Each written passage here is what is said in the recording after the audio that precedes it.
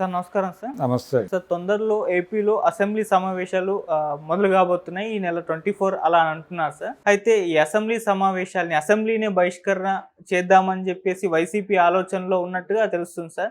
జగన్ గారు 11 మంది ఎమ్మెల్యేలను తీసుకెళ్లి ఏం అసెంబ్లీకి వెళ్తారు, అందుకే ఎవరు వెళ్ళకూడదు అని చెప్పేసి ఒక నిర్ణయం తీసుకోబోతున్నట్లు కూడా తెలుస్తుంది. అంటే ఇది గతంలో కూడా ఆయన చేశారు, ఇప్పుడు కూడా చేయబోతున్నారు అంటున్నారు. మరి అసెంబ్లీని బహిష్కరిస్తారా వైసీపీ లేదంటారా సార్? అంటే బహిష్కరిస్తారు అనేది ఒక స్పెక్యులేషన్ నడుస్తోంది. ఓకే.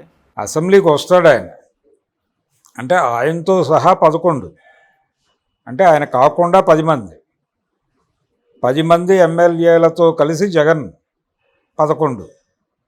కాబట్టి 11 మంది అసెంబ్లీకి వస్తారా రారు అనే ప్రచారం చేస్తోంది తెలుగుదేశం మీడియా. తెలుగుదేశానికి సంబంధించిన సోషల్ మీడియా ప్లాట్ఫామ్స్లో ఈ కథ ప్రచారంలో ఉంది. ఇది గతంలో చాలామంది ఇలా ఒక పరాభవం అని వీళ్ళు చెప్తున్నారు, కానీ ఇలా దెబ్బతిన్నటువంటి వాళ్ళు అసెంబ్లీకి రావడానికి కొంత హెసిటేట్ చేసిన సందర్భాలు అనేకం ఉన్నాయి. తెలుగుదేశం వ్యవస్థాపకుడు నందమూరి తారక రామారావు గారు 89 ఎన్నికల్లో ఓడిపోయినప్పుడు వారు కూడా కొద్ది రోజులు సభకు వచ్చి మళ్ళీ ముఖ్యమంత్రిగానే ఈ సభకు వస్తానని చెప్పి వెళ్ళిపోయారు. సరే, తర్వాత ఆయన 94లో ముఖ్యమంత్రిగానే ఎంటర్ అయ్యాడు, అది వేరు. చంద్రబాబు నాయుడు గారు కూడా అలాంటి ప్రతిజ్ఞ చేశాడు, ముఖ్యమంత్రిగా ప్రవేశించాడు మొన్న. జగన్మోహన్ రెడ్డి గారు కూడా గతంలో ఇలాంటి సవాలే చేస్తున్నాడు. అంటే అప్పటికి ఆయనకు అధికారపు రుచి కూడా తెలియదు. అధికారపు రుచి తెలియని రోజుల్లో ప్రతిపక్షంగా ఉన్నప్పుడే, అంటే అసెంబ్లీలో ఉండే కంటే కూడా ప్రజల్లో ఉంటే మైలేజీ వస్తుంది అనేది పొలిటీషియన్స్ అభిప్రాయం. అసెంబ్లీలో ఫైట్ వన్ సైడెడ్గా జరుగుతుంది. ఇప్పుడు వీళ్ళ ఓట్లు కీలకం కాదు, అక్కడ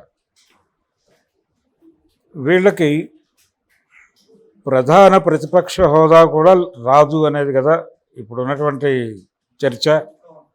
కాబట్టి ఈ టైంలో మనం అక్కడికి వెళ్ళి చేసేదానికంటే జనంలోకి వెళ్ళి ఏదైనా ప్రయత్నం చేస్తే ఉపయోగం ఉంటుంది అనేది ఆయన ఆలోచన కావచ్చు. కానీ అధికారికంగా ఆయన అసెంబ్లీ సమావేశాలు ప్రస్తుతానికి బాయ్కాట్ 24వ తారీఖు జరగబోయాయి. 24వ తారీఖు నుంచి ప్రారంభం కాబోయే అసెంబ్లీ సమావేశాలకి ఆయన గైర్హాజరు అవుతాడని నేనైతే అనుకోవడం లేదు. ఆయన హాజరవుతాడు, ప్రమాణ స్వీకారం చేయాలండి. ఎమ్మెల్యేలుగా వాళ్ళందరూ ప్రమాణ స్వీకారం చేయాలి అసెంబ్లీ సెషన్ ప్రారంభం రోజు. ఆ కార్యక్రమం జరుగుతుంది. ఆ తర్వాత వీళ్ళందరూ సభలో పాల్గొంటారు. కొద్ది రోజులు అధికారపక్ష బుల్డోజింగ్ స్వభావాన్ని ప్రజలకు అర్థం చేయించే బాధ్యత ఉంది వాళ్ళ మీద. సో ఒక 2 సెషన్స్ వీళ్ళు మాట్లాడరు, వీళ్ళు మాట్లాడే ప్రయత్నం చేస్తారు, వాళ్ళు బుల్డోజ్ చేస్తారు. మీరు చేసింది ఏమిటి అని మాట్లాడతారు. వీళ్ళు ఏదన్నా ప్రశ్నిస్తే మీ హయాంలో మీరు చేసింది ఏమిటి అనే సమాధానంతో వీళ్ళని చావగొట్టే ప్రయత్నం చేస్తారండి. ఇది డెమోక్రసీలో చాలా కాలంగా ప్రాక్టీస్లోకి వచ్చినటువంటి విధానమే. ఏదైనా ప్రశ్న ప్రతిపక్షం వాళ్ళు లేవనెత్తినప్పుడు మీరు పరిపాలించినప్పుడు ఏం పీకారు అనేది సమాధానంగా చెప్తున్నారు అందరూ. అదే రేపు చెప్తారు, తెలుగుదేశం వాళ్ళు కూడా అదే చెప్తారు. సో ఈ మాత్రం దానికి అసెంబ్లీలో ఉండి చేసేది ఏముంది అనుకోవచ్చు. కానీ ముందు అవతల వాళ్ళ బుల్డోజింగ్ వ్యవహారాన్ని ఎక్స్పోజ్ చేయాల్సిన అవసరం ఉంది. అది జగన్కి తెలుసు. అది ఎక్స్పోజ్ చేసి అది పీక్ స్టేజ్కి పట్టుకొచ్చి తనను ఐసోలేట్ చేస్తున్నట్టుగా ప్రపంచానికి అభిప్రాయం కలిగించిన తర్వాతే ఆయన తొడగొట్టి బయటకు వచ్చేస్తాడు. వచ్చి పాత పద్ధతిలోనే తిరిగి జనంలోకి వెళ్తాడు. అయితే ఇక్కడ గుర్తుపెట్టుకోవాల్సిన విషయం ఏంటంటే, ఆయన జనంలోకి వెళితే అధికారం వచ్చేస్తుంది అనేది వాస్తవమే. కానీ తను చేసిన తప్పుల మీద కన్ఫెస్ అవ్వాల్సి ఉంటుంది. తన వైపు నుంచి జరిగిన తప్పుల్ని గుర్తించాలి ముందు ఆయన. ఇప్పటివరకు జగన్మోహన్ రెడ్డి పద్ధతిలో, అంటే ఆయన 2-3 సార్లు మైక్ ముందుకు వచ్చాడు ఓడిపోయిన తర్వాత. ఎమ్మెల్సీలతో మాట్లాడిన సందర్భంలో మైక్ ముందుకు వచ్చాడు, ఓటమిని అంగీకరిస్తూ మైక్ ముందుకు వచ్చాడు. ఇలా 2-3 సార్లు మైక్ ముందుకు వచ్చినప్పటికీ అందులో ఎక్కడా కూడా ఒక ఆత్మవిమర్శ ధోరణి కనిపించట్లేదు. సెల్ఫ్ క్రిటిసిజం అనేది ఒకటి ఉండాలి కదా, ఆ సెల్ఫ్ క్రిటిసిజం అనే ధోరణి కనిపించలా. అది ఇబ్బంది కలిగిస్తుంది ఆయనకి. అందుకని కొన్ని విషయాలు నిర్మోహమాటంగా అంగీకరించాలి ప్రజాక్షేత్రంలో. అందులో ప్రధానంగా తను ప్రజలకి యాక్సెస్ ఇవ్వకపోవడం, అధికారం వచ్చాక. అధికారం వచ్చిన తర్వాత ప్రజల్లోకి వెళ్ళటం వలన అధికారం వచ్చింది అనుకున్నప్పుడు ఆ ప్రజలకి యాక్సెస్ ఇవ్వకపోవడం తప్పు కదా. దాన్ని నువ్వు ప్రజాక్షేత్రంలో అంగీకరిస్తే నీ మైలేజీ పెరుగుతుంది. ఆ ఆత్మవిమర్శన ధోరణి కనిపించట్లేదు ఇప్పటిదాకా. అది లేకుండా మీరు ప్రజల్లోకి వెళ్ళినా పాదయాత్రలు చేసినా దాని ఇంపాక్ట్ ఏ మేరకు ఉంటుంది అనేది అనుమానమే. అందుకని Jaganmohan Reddy assembly boycott decision తీసుకుంటాడు ఇప్పుడే అని నేను అనుకోవట్లేదు. ఇప్పుడు ఇమ్మీడియట్గా ఆయన ఏమీ అలాంటి నిర్ణయాలు ఏమి ప్రకటించడు. అసెంబ్లీకి వెళ్తాడు, ఎక్స్పోజ్ చేస్తాడు, ఆ తర్వాత తొడగొడతాడు, జనంలోకి వెళ్తాడు. మామూలు పద్ధతిలోనే, అందరూ అనుసరించిన పద్ధతిలోనే. ఈవెన్ వైఎస్ రాజశేఖర రెడ్డి కూడా ఒక టైంలో చంద్రబాబు నాయుడు గారు ముఖ్యమంత్రిగా ఉన్న రోజుల్లో 99 తర్వాత ఆయన కొంచెం వేగం పెంచిన తర్వాత ఆ టైంలో తను కూడా అసహనానికి గురై అసెంబ్లీ బహిష్కరణ నినాదం ఇచ్చినవాడే వైఎస్ రాజశేఖర రెడ్డి కూడా. సో ఇది ప్రతిపక్షాలు యాక్టివ్ అపోజిషన్, యాక్టివ్ పొజిషన్ అనేటువంటి ఒక పద్ధతి నడుస్తోంది ఇప్పుడు అసెంబ్లీ సెషన్స్లో. ఈ యాక్టివ్ అపోజిషన్, యాక్టివ్ పొజిషన్ అనేటువంటి వైరుధ్యం, ఈ వైరుధ్యం కొనసాగినంతకాలం ఈ గొడవ కొనసాగుతుంది. అందుకని అందులో భాగంగానే జగన్మోహన్ రెడ్డి గారు అలా సభకెళ్ళి జనాలని ప్రభుత్వాన్ని ఎక్స్పోజ్ చేసేసి వెళ్తాడు. కానీ ఆయన ఆత్మవిమర్శన ధోరణిలో పెడితే తప్ప వర్కౌట్ అవ్వదు. ఆయన కూడా ప్రజాక్షేత్రంలోకి వెళ్ళి తెలుగుదేశం పార్టీని తిడితే పని అయిపోతుంది అనుకుంటే అవ్వదు.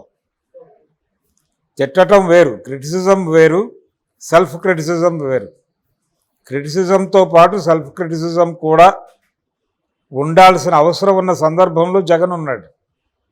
దాన్ని ఆయన ఐడెంటిఫై చేయాలి, లేకపోతే ఉపయోగమే ఉండదు. సార్ ఇప్పుడు అంటే వైసీపీకి ప్రతిపక్ష హోదా లేదు, ఆ టెక్నికల్గా అది పాసిబుల్ అయితే కాదు. కాకపోతే చంద్రబాబు నాయుడు గారు కల్పించాలనుకుంటే ఉంటుంది అని అంటున్నారు. మరి చంద్రబాబు నాయుడు గారు అవకాశం ఇచ్చే ఛాన్స్ ఏమైనా కనిపిస్తుంది అంటారా సార్? అవకాశం ఉంటుంది, అవకాశం లేకపోవడం రెజల్యూషన్ పాస్ చేయొచ్చు. అంటే ప్రతిపక్ష హోదాకి తగినన్ని సీట్లు లేకపోయినప్పటికీ ఉన్న ప్రతిపక్షం అది. కాబట్టి ఉన్నటువంటి ఇతర పక్షాలతో పోలిస్తే, అంటే అధికార పక్షంతో అలయన్స్లో ఉన్న పార్టీలు లేకుండా ఉన్నది జగన్ ఒకటే.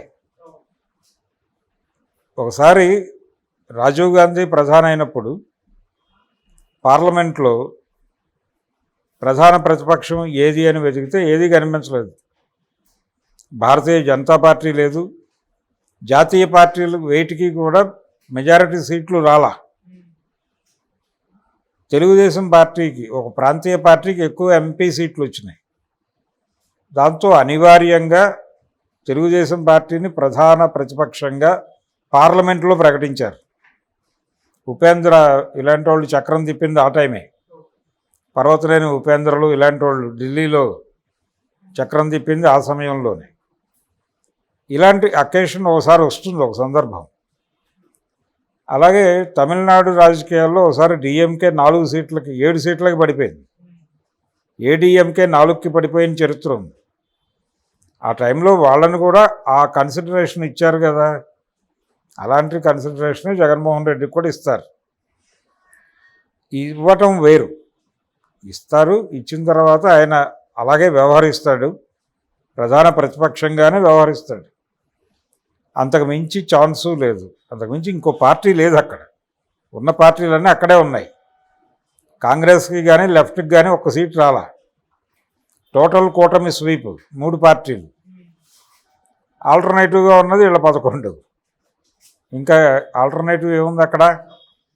కాబట్టి డెఫినెట్గా ప్రధాన ప్రతిపక్ష హోదా ఇచ్చి తీరుతారు, దానిలో తప్పేం లేదు. అది ఈ రోజున కొత్తగా జరుగుతోంది కూడా కాదు, ట్రెడిషన్ ఉంది మనకి. ఆ ట్రెడిషన్ ప్రకారమే జరుగుతుంది. జరిగిన తర్వాత ఎలా వ్యవహరించాలనేది జగన్మోహన్ రెడ్డి గారు ఆయన కోటరీ తాలూకా నిర్ణయాలు.